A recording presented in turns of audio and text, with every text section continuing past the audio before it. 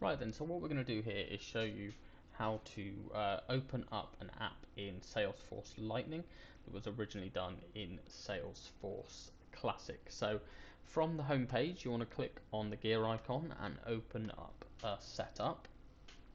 Once that opens up, just search in the quick find for the App Manager.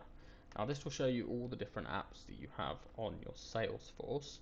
You can see here on this column which ones were done in Classic and which ones were done in Lightning.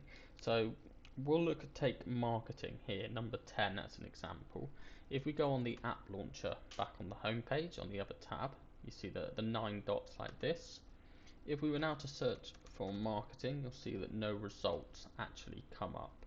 That's because first we need to upgrade the app from the Classic to Lightning mode. So come across on marketing all the way to the little drop down icon. Once you click on that, you'll see upgrade.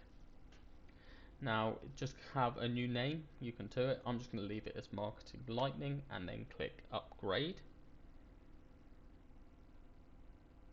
So that's it. Now it has been upgraded. It's still got the old app, but you'll come down, you see we've got marketing Lightning here as well, which we didn't have before.